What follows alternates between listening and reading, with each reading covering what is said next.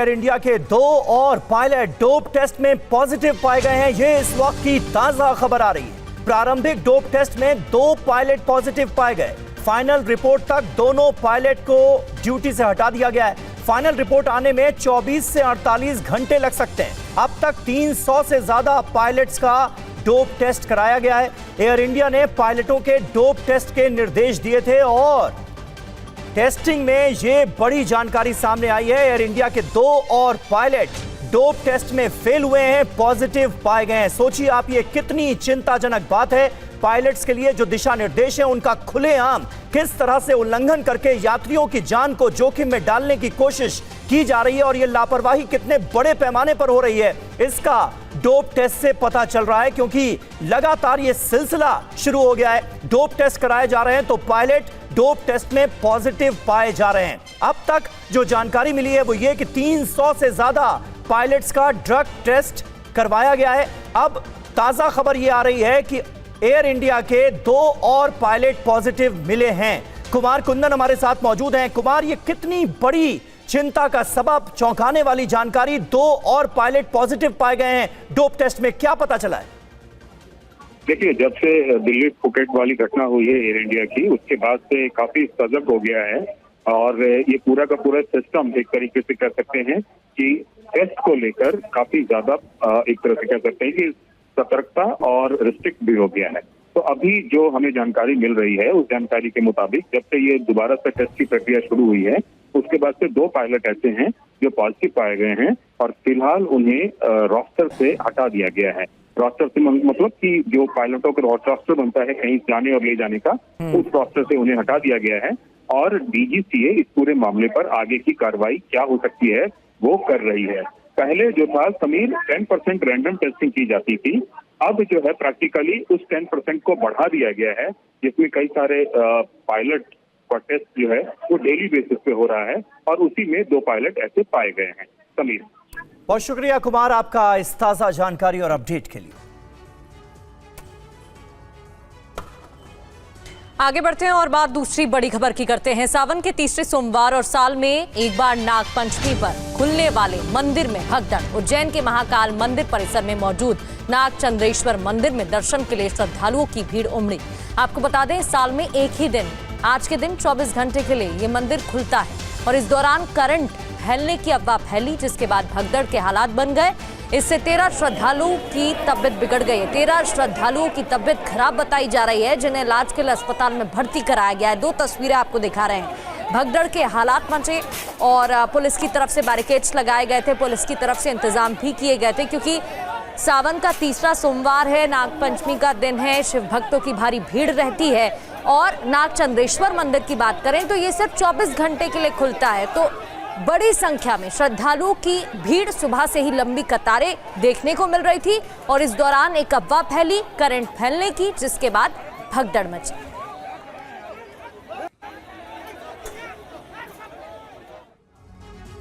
और वहीं इस पूरे मामले पर घायल श्रद्धालु और मंदिर प्रशासक का क्या कहना है, ये आपको सुना देते हैं। 2 घंटे तक हमको एक ही जगह पे खड़ा कर रखा था पहले तो, हर सिद्धि के पास में। पुलिस वालों से हेल्प मांगे तो वो जाने भी नहीं दे रहे थे, बार बार बदतमीजी बहुत कर रहे थे। और उसके बाद में क्या बोलते हैं, टेंट गिर के आगे जाने दिया तो सारी जनता एकदम से भग के आई और सारे बैरिकेड गिर गए, एक के ऊपर एक जनता गिर गई। मैं 10 जनों के नीचे दब गया, बैरिकेड मेरे ऊपर था और भी मेरे साथ ऐसे काफ़ी सारे जने थे। कोई निकाला नहीं, किसी ने मेरी मदद नहीं करी, ना कोई पुलिस, ना कोई प्रशासन, ना कोई होमगार्ड। नागपंचमी के अवसर पर श्री महाकालेश्वर मंदिर में नागचंद्रेश्वर मंदिर के दर्शन निर्बाध रूप से जारी हैं। कुछ मीडिया एवं सोशल मीडिया प्लेटफॉर्म्स पर भ्रामक खबरें जो है प्रसारित की गई हैं। इसके संबंध में यह स्पष्ट करना बहुत आवश्यक है कि मंदिर में किसी भी प्रकार की कोई अफरा तफरी या इस प्रकार की कोई घटना नहीं हुई है। सभी श्रद्धालु बहुत ही सुगम रूप से मंदिर के दर्शन कर रहे हैं। और आपको बता दें कि उज्जैन का नाग चंद्रेश्वर मंदिर सिर्फ साल के एक दिन ही दर्शन के लिए खुलता है। आज नागपंचमी है, बीती रात से ही यहां भक्तों की भीड़ लगी हुई है। उज्जैन में श्रद्धालुओं की लंबी कतार से अंदाजा लगाया जा सकता है कि भक्तों को इस पल का किस कदर इंतजार रहता है। आधी रात से लोग कतार में लग गए, कई किलोमीटर तक लंबी लाइन लग गई। महाकाल मंदिर में विराजित भगवान नागचंद्रेश्वर की महिमा बेहद अनोखी है। यहाँ साल भर में सिर्फ 24 घंटे दर्शन होते हैं, जबकि 364 दिन मंदिर के कपाट बंद रहते हैं। मान्यता है कि नागराज तक्षक ने भगवान शिव की आराधना के लिए एकांत मांगा था। मंदिर के कपाट नागपंचमी के अवसर पर साल में केवल एक बार 24 घंटे के लिए खोले जाते हैं। इसके बाद अगले नागपंचमी तक मंदिर के पट बंद रहते हैं। बता दें कि आज का दिन बेहद खास है, क्योंकि आज नागपंचमी सावन सोमवार का दुर्लभ संयोग है। भक्तों की भारी भीड़ को देखते हुए पुलिस प्रशासन पूरी तरह अलर्ट है। भीड़ को नियंत्रित करने के लिए खास तैयारी भी की गई है। नागचंद्रेश्वर भगवान के दर्शन पूरे वर्ष भर में 24 घंटे के लिए पट खुलते हैं और बड़ी संख्या में श्रद्धालु नागचंद्रेश्वर भगवान के दर्शन करने आते हैं। पूरे दिन ये तांता लगा रहेगा। विगत वर्ष 9 से 10 लाख श्रद्धालुओं ने दर्शन किए थे। इस वर्ष वो आंकड़ा भी क्रॉस होने की उम्मीद है। बिहार के लखीसराय में 8 लोगों की मौत का मामला सामने आया है। अशोक धाम मंदिर में भगदड़ के बाद 8 लोगों की मौत हुई है। भगदड़ में 12 से ज्यादा श्रद्धालु घायल हुए हैं। यहां पर भी आपको बता दें कि करंट फैलने की अफवाह फैली और उसके बाद अशोक धाम मंदिर में सुबह के वक्त भगदड़ मच गई। कई लोग एक दूसरे के नीचे दब गए और उसके बाद 8 लोगों की मौत हुई और ज्यादातर जो मरने वाले श्रद्धालु हैं इसमें महिलाएं बताई जा रही। बिहार के लखीसराय के प्रसिद्ध अशोक धाम मंदिर के पास सावन के सोमवार को हादसा हुआ। मंदिर के बाहर अचानक भगदड़, करीब 12 लोगों के घायल होने की बात सामने आ रही है। घायलों को इलाज के लिए अस्पताल भेजा गया। घटना के बाद मौके पर प्रशासन और राहत दल ने मोर्चा संभाला। बताया जा रहा है कि सोमवार को सावन की वजह से अशोक धाम मंदिर में बड़ी संख्या में श्रद्धालु पहुंचे थे। इसी दौरान मंदिर के बाहर बिजली का एक खंभा गिर गया। इसके बाद बिजली का करंट फैलने की अफवाह से श्रद्धालुओं में अचानक अफरा तफरी मच गई और भगदड़ की स्थिति हो गई। हालांकि हादसे की सही वजह अभी तक स्पष्ट नहीं है। पता चला कि एक साइड में, खेत के साइड में भीड़ बढ़ने से बैरिकेडिंग थोड़ा सा टूटा और उधर एक के ऊपर एक लोग गिर गए।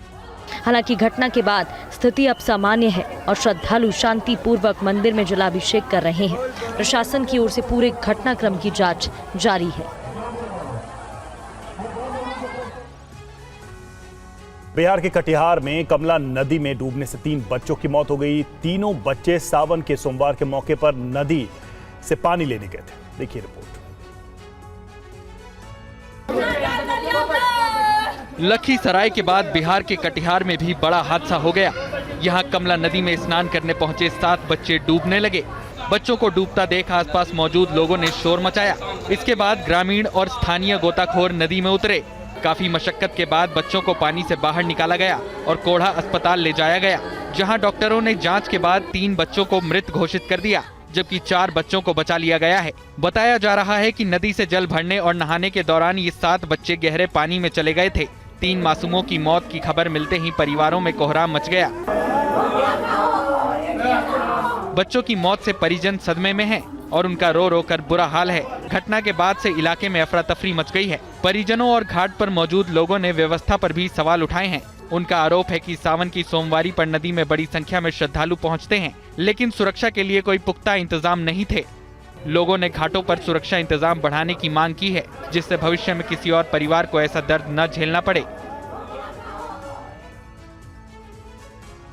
और अहम खबर है, भोपाल की ट्विशा शर्मा मौत मामले से जुड़ी सीबीआई ने 636 पन्नों की चार्जशीट पेश की है। आरोपी समर्थ सिंह गिरिबाला पर केस दर्ज किया गया है। बीएनएस की धारा 82, 85, 108, 3, 5 के तहत एफआईआर दर्ज की गई है। इस पूरे मामले में दहेज निषेध अधिनियम 1961 की धारा 3 और 4 के तहत भी एफआईआर दर्ज कराई गई है। ट्विशा शर्मा मौत केस में सीबीआई की जो चार्जशीट है उसकी तस्वीर हम आपको दिखा रहे हैं। 636 पन्नों की चार्जशीट में क्या है, हमारे संवाददाता भोपाल से शुभम गुप्ता इस वक्त हमारे साथ जुड़ चुके हैं। शुभम, बताइए क्या खास बातें आपको चार्जशीट में नजर आ रही हैं? देखिए समीर, सबसे महत्वपूर्ण बात तो इसी बात को लेकर है जिसमें ट्विशा के परिवार को भी आशंका थी कि ट्विशा ने आत्महत्या नहीं बल्कि हत्या की है। तो जो सीबीआई ने अपनी चार्जशीट कोर्ट में सबमिट की है उसमें एक चीज स्पष्ट हो गई है। जो सेकंड पोस्टमार्टम रिपोर्ट है उसमें सुसाइड ही आया है, यानी कि ये मर्डर नहीं था, ये सुसाइड ही था। ये बात स्पष्ट हो गई है क्योंकि जो पहली पोस्टमार्टम रिपोर्ट थी वो भोपाल एम्स ने जारी की थी और उसमें आत्महत्या आया था। परिवार ने इसका विरोध किया था। परिवार ने कहा कि गिरिबाला सिंह का जिस तरह का दबदबा है वो पूरे शायद जज रही है, लिहाजा एम्स के साथ मिलकर इस रिपोर्ट में छेड़छाड़ हुई है। और इसी के बाद जबलपुर हाईकोर्ट ने निर्देशित किया था कि सीबीआई को कि इसका फिर से पोस्टमार्टम होना चाहिए। दिल्ली एम्स की टीम आई थी, दूसरा पोस्टमार्टम किया और अब ये चीजें निकल कर आ गई है कि ट्विशा शर्मा की हत्या नहीं हुई है, क्योंकि हमने सभी वो तस्वीरें देखी थी कि कैसे सीबीआई ने जो डमी पुतला था उसको हैंग किया था, उसके बाद गिरिबाला सिंह और समर सिंह को एक तरह से रिक्रिएशन करवाया था कि कैसे आपने बॉडी को उतारा, कैसे देखा। ये सारे सवाल सभी के मन में चल रहे थे कि क्या ट्विशा के साथ आखिरकार क्या हुआ था, क्या उसकी हत्या की गई थी या आत्महत्या थी। तो एक चीज स्पष्ट हो गई है जो सीबीआई ने अपनी चार्जशीट कोर्ट में पेश की है कि ट्विशा शर्मा ने आत्महत्या की थी। इसके अलावा कुल 636 पन्नों की चार्जशीट सीबीआई ने पेश की है।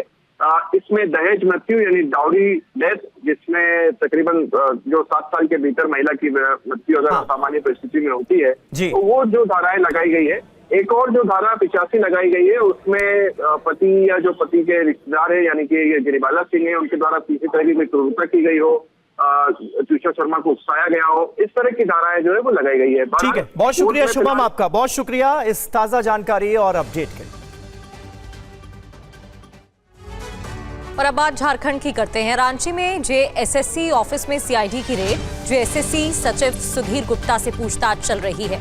ऑफिस में मौजूद दस्तावेज खंगाल रही है टीम। जेपीएससी जेएसएससी एग्जाम में गड़बड़ी पर कार्रवाई की जा रही है। एक तरफ तो छात्रों का प्रदर्शन जारी है, जहां छात्रों की तरफ से जेएसएससी की परीक्षा को रद्द करने की मांग की जा रही है, वहीं दूसरी ओर ये बड़ी खबर है, जेएसएससी ऑफिस में सीआईडी की रेड। सीआईडी पूरे मामले में जांच भी कर रही थी, हालांकि छात्रों की तरफ से सीबीआई जांच की मांग की जा रही है। जेएसएससी सचिव सुधीर गुप्ता से पूछताछ भी हो रही है और ऑफिस में मौजूद सभी दस्तावेज भी टीम खंगालने में जुटी हुई है।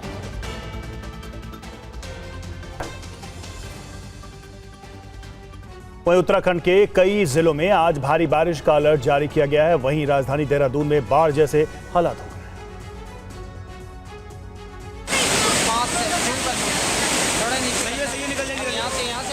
तस्वीरें देहरादून की हैं, जहां बारिश के बाद हालात किस कदर खराब हो गए हैं इसका अंदाजा लगाया जा सकता है। बड़ी बड़ी कारें पानी में तिनके की तरह बह रही हैं। सड़कों पर पानी का सैलाब है, लोगों के घरों तक पानी का बसेरा है। हर तरफ बस पानी ही पानी है। बता दें कि उत्तराखंड में रुक रुक कर बारिश का दौर जारी है। भारी बारिश से कई संपर्क मार्ग मलबा और बोल्डर गिरने से बाधित हो रहे हैं। इससे लोगों की मुश्किल बढ़ गई है। कई मार्गों पर लैंडस्लाइड से वाहनों का आवागमन शुरू नहीं हो पाया है। इससे लोगों को अतिरिक्त दूरी तय करनी पड़ रही है। वहीं भारी बारिश से नदी नाले उफान पर हैं। बारिश को देखते हुए आपदा प्रबंधन विभाग भी लगातार हालातों पर नजर बनाए हुए है। मौसम विभाग ने लोगों को तेज बारिश के दौरान निचले इलाकों, नदी नालों और संवेदनशील स्थानों पर सावधानी बरतने की सलाह दी है। पहाड़ी इलाकों में बारिश के दौरान यात्रा करने वालों को मौसम की स्थिति देखकर ही आगे बढ़ने की अपील की गई है।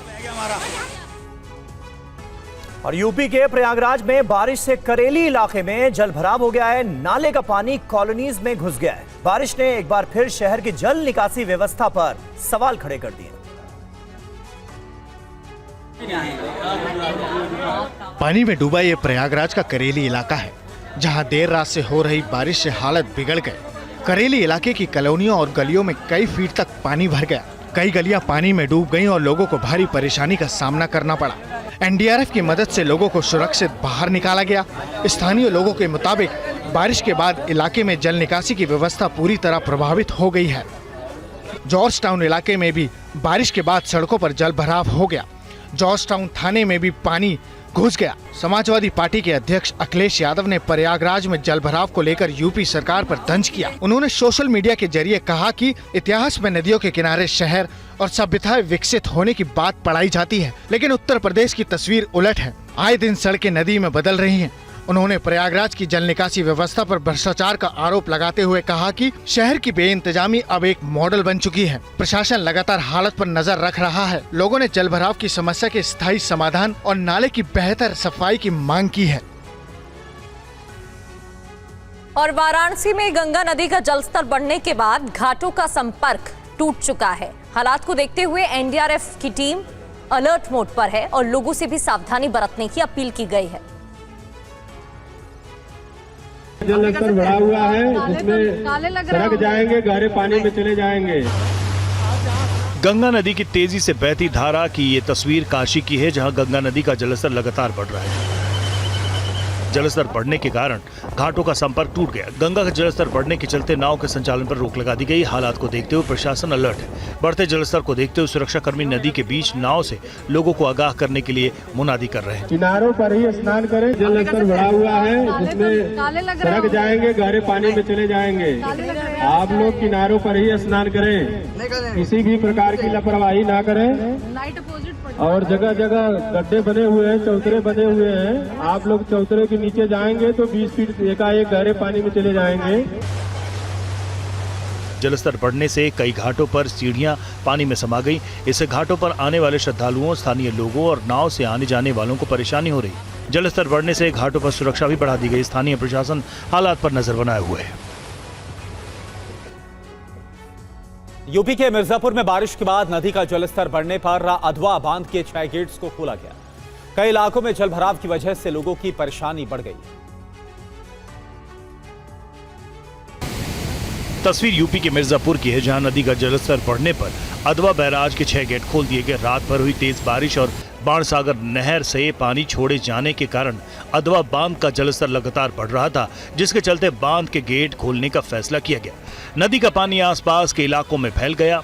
हालिया हथेड़ा संपर्क रोड पर बने पुल के ऊपर से करीब 3 फीट पानी बह रहा है, जिसके चलते लोगों को आवाजाही में दिक्कत हो रही है। रास्ते जलमग्न हैं और घरों में बाढ़ का पानी घुस गया है, जिसके चलते लोगों को परेशानी हो रही है।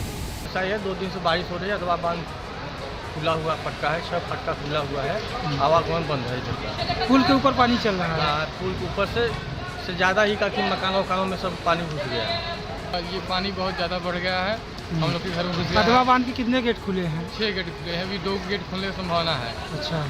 सिंचाई विभाग के अधिकारियों के मुताबिक अगर इलाके में इसी तरह बारिश जारी रहेगी तो बाणसागर परियोजना का पानी अधवा बांध से आता रहेगा, जिससे बांध के गेट बंद करना मुश्किल होगा। और ओडिशा के केंद्रपाड़ा में आई बाढ़ में एक स्कूल, 300 से ज्यादा छात्र इस स्कूल में फंस गए। स्कूल के चारों तरफ पानी भरा। देखिए तस्वीर ओडिशा के केंद्रपाड़ा की है, जहां चारों ओर पानी ही पानी दिख रहा है। पट्टा मुंडई कुल्हासी आश्रम विद्यालय में बाढ़ का पानी घुस गया, जिससे सैकड़ों छात्र प्रभावित हुए हैं। अधिकारियों के मुताबिक ब्राह्मणी नदी खतरे के निशान के ऊपर बह रही है, जिसके चलते जिले के कई निचले इलाकों में फिर से बाढ़ जैसे हालात बने हुए। नदी का पानी स्कूल के चारों तरफ घिर गया है। स्कूल की बिल्डिंग की निचली मंजिल में पानी भरने के बाद छात्र, शिक्षक और दूसरे स्टाफ को ऊपरी मंजिल पर जाना पड़ा।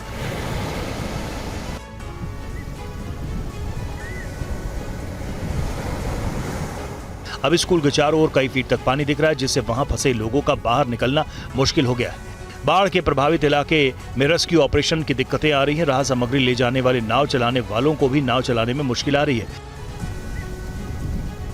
अधिकारियों का कहना है कि फंसे हुए लोग, छात्र सुरक्षित हैं और उन्हें वहां से निकालने की कोशिशें की जा रही है। जल्द ही सभी को सुरक्षित स्थान पर पहुंचाया जाएगा। प्रशासन जलस्तर में हो रही बढ़ोतरी पर लगातार नजर बनाए हुए है। और ओडिशा के कई जिलों में बाढ़ से हालात काफी बिगड़ गए हैं। राज्य के सैकड़ों गांव जलमग्न हैं। मौसम विभाग की अगले 48 घंटे की तेज बारिश की चेतावनी लोगों को डरा रही है। डरा देने वाली ये तस्वीर उड़ीसा के मयूरभंज जिले की है, जहां पर बाढ़ के चलते हालात गंभीर हैं। लगातार भारी बारिश के कारण बुध, पलंगा और उसकी सहायक नदियों का जलस्तर बढ़ गया है, जिससे गांव, खेत और कई सड़कें पानी में डूब गई। रस गोविंदपुर, बेतनोटी, बदासाही और मोराडा समेत कई ब्लॉक्स में बाढ़ जैसे हालात हैं। कई जगह सड़क और पुलों पर 2 से 4 फीट तक पानी जमा होने से यातायात भी प्रभावित हो रहा है। भद्रक जिले में भी बाढ़ से जनजीवन अस्त व्यस्त हो गया है। नदी का पानी गांव में घुस गया है। तटबंध टूटने के बाद देखते ही देखते बाढ़ का पानी खेत और घरों में घुस गया है। प्रशासन ने हालात से निपटने के लिए रेस्क्यू अभियान तेज कर दिया है। बारिश और बाढ़ से बालासोर, जाजपुर, मयूरभंज, क्योंझर और भद्रक के लाखों लोग प्रभावित हैं। 75,000 से ज्यादा लोगों को 226 राहत शिविरों में पहुंचाया गया। बाढ़ प्रभावित इलाकों में ODRF और NDRF की कई टीमें बचाव और राहत अभियान चला रही। मौसम विभाग के अलर्ट को देखते हुए जिलाधिकारियों को कल तक सतर्क रहने का निर्देश दिया गया है। और आगे बढ़ते हुए अब बात झारखंड की करते हैं, जहां थोड़ी देर में बातचीत होने वाली है। छात्रों और सरकार के बीच दोपहर 2 बजे का वक्त दिया गया था। थोड़ी देर में सरकार के प्रतिनिधियों से बात होगी। छात्रों का प्रतिनिधि मंडल बैठक के लिए रवाना हो चुका है। 2 बजे दोपहर का वक्त दिया गया था जब बातचीत होनी है। इससे पहले 2 दौर की बातचीत हो चुकी है जो कि बेनतीजा साबित रही है। आज अगर बात नहीं मानी गई, ऐसा छात्रों की तरफ से कहा गया कि अगर मांगे नहीं मानी गई हैं तो 18 अगस्त यानी कल तक का अल्टीमेटम दिया गया है और 20 अगस्त को CM आवास का घेराव किया जाएगा। इस पूरे मामले में सियासत भी देखने को मिली है। लगातार आवाज छात्र उठा रहे हैं। छात्रों से सरकार की बातचीत, प्रतिनिधिमंडल से थोड़ी देर में होगी बात। शुभकामनाएं दूंगा, सरकार से भी आग्रह करूंगा कि वो छात्रों की बात माने और इस आंदोलन को खत्म करें। बहुत बहुत धन्यवाद।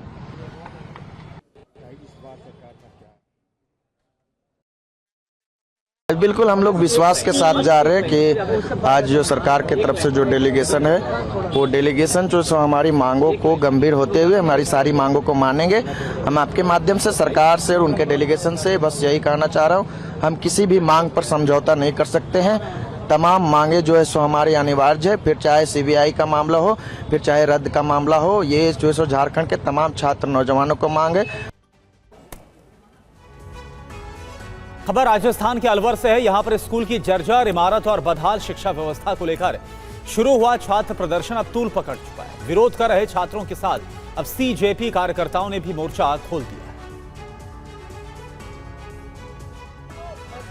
अलवर के जोधाबाद सरकारी स्कूल विवाद में CJP समर्थकों की एंट्री ने नया रूप ले लिया है।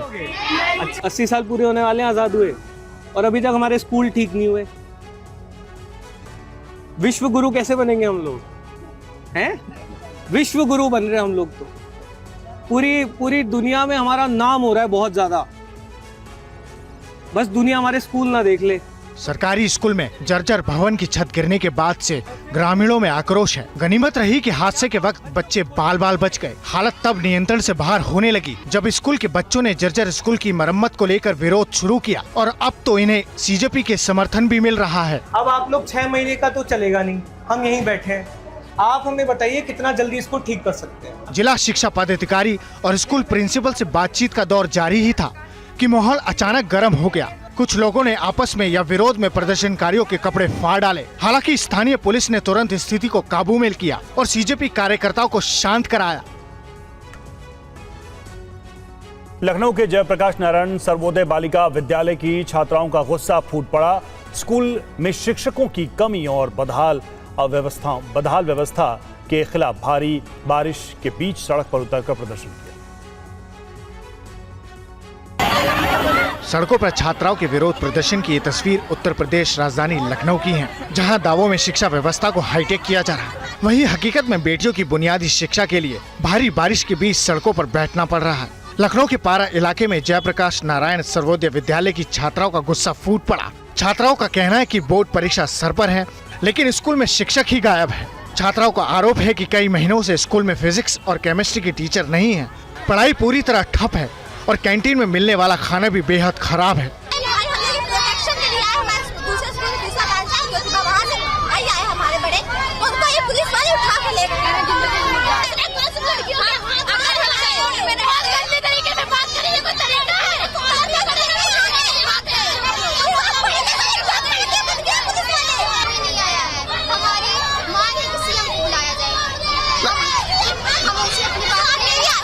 बता दें कि ये प्रदर्शन कोई पहली बार नहीं हुआ है। इससे पहले भी 14 अगस्त को इन छात्राओं ने विरोध प्रदर्शन किया था, लेकिन आश्वासन के बाद भी समाधान नहीं निकाला गया। महाराष्ट्र से एक अहम खबर है। करजत की वायरल गर्ल्स राज ठाकरे से मिलने पहुंची हैं। खराब सड़क के लिए आवाज उठाई थी। इन लड़कियों ने रिपोर्टर बनकर दिखाई थी सड़क की बदहाल स्थिति। शिव तीर्थ में राज ठाकरे ने इन लड़कियों को मिलने के लिए बुलाया। बदहाल सड़क दिखाने के लिए राज ठाकरे ने इन लड़कियों के जज्बे की तारीफ की, इनकी कोशिश की तारीफ की और अब ये वायरल गर्ल्स मिलने पहुंची हैं राज ठाकरे से उनके निमंत्रण पर। ये देखिए तस्वीरें आपको दिखा रहे हैं। एक तरफ महाराष्ट्र के कर्जत की ये जो बदहाल सड़क है, इसको दिखाते हुए कैसे इन दो बच्चियों ने रिपोर्टिंग की थी और बदहाल व्यवस्था की पोल खोली थी। और अब इसके बाद महाराष्ट्र नवनिर्माण सेना के अध्यक्ष राज ठाकरे ने उन्हें अपने घर शिवतीर्थ बुलाया है। आपको सुनाते हैं, नेहा और ज्योत्सना नाम की ये दो लड़कियां, इन्होंने कैसे खराब सड़क की रिपोर्ट बनाई थी जो पूरे देश में वायरल हो गई। आपण आज आलेलो आहोत कोंदुडे गावाच्या रस्त्यावर, तर आमची रिपोर्टर ज्योत्सना तुम्हाला या रस्त्यांबद्दल काय सांगेल? तर मी सांगणार आहे आपल्या कोंदिवडे गावाच्या रस्त्याबद्दल। तर हा रस्ता जसं की द्रुतगती महामार्गासारखा आहे, अशा गाड्या जात आहेत तर त्यांच्या पोटातलं पाणीही सुद्धा हलत नाही, तर तुम्ही बघू शकता रस्ते कसे आहेत। और अब बात करते हैं मध्य प्रदेश के सागर की, जहां एक शख्स को फेसबुक पर बंदूक के साथ फोटो डालना महंगा पड़ गया। पुलिस की रेड में उसके घर से बंदूक तो नहीं बरामद हुई, लेकिन एक अलमारी से 3 करोड़ कैश जरूर मिला है। देखिए रिपोर्ट। सोशल मीडिया प्लेटफॉर्म पर धौंस जमाने के लिए बंदूक के साथ अपलोड की गई ये तस्वीर, जिसने सागर के सौराबाई हिरवार को मुश्किल में डाल दिया। पुलिस ने एक्शन लेते हुए जब गोपालगंज थाना क्षेत्र के तिली तिराहे के पास इस मकान पर रेड की तो उनके होश उड़ गए। सौराबाई हिरवार के घर से कोई असलाहा तो नहीं मिला, लेकिन जब एक अलमारी खोली गई तो उसमें करीब 3 करोड़ रुपए बरामद हुए। जब इसकी तस्दीक करने आए तो पिस्टल के बारे में पूछताछ करना शुरू करी और सर्चिंग करी तो घर में एक अलमारी लॉक्ड हालत में मिली, जिसकी इनके पास चाबी नहीं थी। फिर इनके समक्ष पंचांग के समक्ष हम लोगों ने उसको खोला तो उसमें कुछ बैग्स में पैसे होने की संभावना मिली। अभी जितनी काउंटिंग हुई है उसमें करीब 3 करोड़ के करीब का कैश इसमें बरामद हुआ है। पेशे से ड्राइवर सौराबाई हिरवार के पास इतना कैश कैसे आया, पुलिस अब इसकी छानबीन कर रही है। हालांकि परिवार का दावा है कि जिस अलमारी में कैश बरामद हुआ वो उनके एक रिश्तेदार की है। फिलहाल पुलिस दस्तावेज और सबूत जुटा रही है। महाराष्ट्र के सोलापुर से खबर है, यहां पर सब्जी मंडी में बेकाबू टेम्पो ने 2 लोगों को रौंद दिया। हादसे का सीसीटीवी वीडियो भी सामने आया है। पुलिस ने मामले की जांच शुरू कर दी। भीषण हादसे का यह वीडियो महाराष्ट्र के सोलापुर का है, जहां पर एक बेकाबू टेम्पो ने मार्केट यार्ड में 2 लोगों को कुचल दिया। हादसा पास लगे सीसीटीवी कैमरे में रिकॉर्ड हो गया। फुटेज में हादसा कुछ ही सेकंड में होता हुआ नजर आ रहा है। जानकारी के मुताबिक हादसे के पीड़ित दोनों लोग सब्जी मंडी में एक दुकान के सामने से गुजर रहे थे। इसी दौरान सड़क पर चल रहा एक टेम्पो अचानक से बेकाबू हो गया और तेजी से दुकान की तरफ आ गया। कुछ ही सेकंड में टेम्पो ने दोनों लोगों को अपनी चपेट में ले लिया। हादसे में 67 साल के मुस्ताक शेख और 52 साल के मैनुद्दीन सैफान को रौंद दिया, जिससे दोनों गंभीर तौर पर घायल हो गए। हादसे की आवाज सुनकर आसपास के लोग तुरंत मौके पर पहुंचे और दोनों घायलों को इलाज के लिए छत्रपति शिवाजी महाराज जनरल अस्पताल में भर्ती कराया गया, जहां पर उनका इलाज चल रहा। अचानक बेकाबू हुए टेम्पो को देखकर आसपास के लोगों में भी दहशत फैल गई। फिलहाल पुलिस ने मामले की जांच शुरू कर दी है और अब ये पता लगाया जा रहा है कि टेम्पो अचानक कैसे बेकाबू हुआ।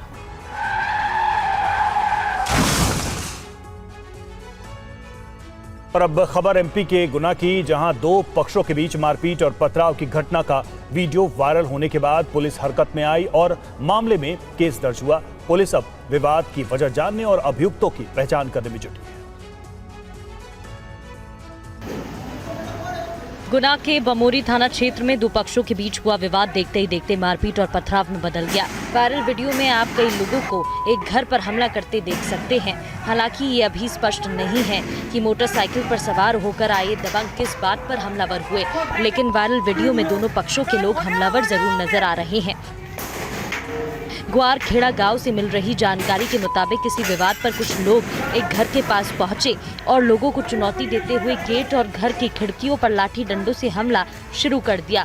विवाद बढ़ने पर घर के लोगों ने भी अपनी छत से पथराव शुरू किया। फिर हमलावर की बाइक को गिरा कर तोड़ दिया। मामला 2 पक्षों से जुड़ा होने के कारण पुलिस पूरी बारीकी से घटना की जांच में जुटी हुई है। वायरल वीडियो से अभियुक्तों की पहचान को निश्चित करने की कोशिश जारी है। पुलिस अब ये पता लगाने में जुटी हुई है कि विवाद की शुरुआत आखिर किस बात पर हुई थी और कौन कौन इसमें शामिल है। और दिल्ली के कल्याणपुरी इलाके में सफाई कर्मचारी की हत्या के बाद हालात तनावपूर्ण बने हुए हैं। साथ ही कर्मचारी अब अभियुक्त की जल्द गिरफ्तारी, पीड़ित परिवार को मुआवजा और नौकरी की मांग पर अड़ गए हैं। रिपोर्ट देखिए। पूर्वी दिल्ली के कल्याणपुरी में अस्पताल के बाहर जुटी ये भीड़ उस हत्याकांड के बाद देखने को मिली जिसने पूरे इलाके को झकझोर कर रख दिया। यहाँ सुबह सुबह एक सफाई कर्मचारी की चाकू से गोदकर हत्या कर दी गई। वारदात के बाद अभियुक्त मौके से फरार हो गया, लेकिन हत्या की ये वारदात इलाके में लगे सीसीटीवी कैमरे में कैद हो गई। घटना सुबह 7:30 बजे की है, जब सीसीटीवी फुटेज में अभियुक्त को गली में चाकू लेकर घूमते हुए देखा जा सकता है। वहीं कुछ दूरी पर अनिल कूड़े की गाड़ी के साथ खड़ा हुआ दिखाई देता है। अभियुक्त अनिल के पास पहुंचता है और अचानक से उस पर चाकू से हमला कर देता है। कई बार वो अनिल पर चाकू से वार करता है, जिससे वो लहूलुहान होकर जमीन पर गिर जाता है। आनन फानन में अनिल को अस्पताल पहुंचाया गया, जहां पर उसकी मौत हो गई। अब इस वारदात को लेकर साथी सफाई कर्मियों में काफी गुस्सा है। हालांकि पुलिस ने सीसीटीवी फुटेज के आधार पर अभियुक्त की पहचान कर तफ्तीश शुरू कर दी है, लेकिन जांच में सामने आए कुछ तथ्य ने सबको हैरान कर दिया। बताया जा रहा है कि अभियुक्त ने गलतफहमी में अनिल की हत्या कर दी। दरअसल अभियुक्त को शक था कि उसकी पत्नी का किसी सफाई कर्मी से संबंध है। इसी शक में उसने वारदात को अंजाम दिया।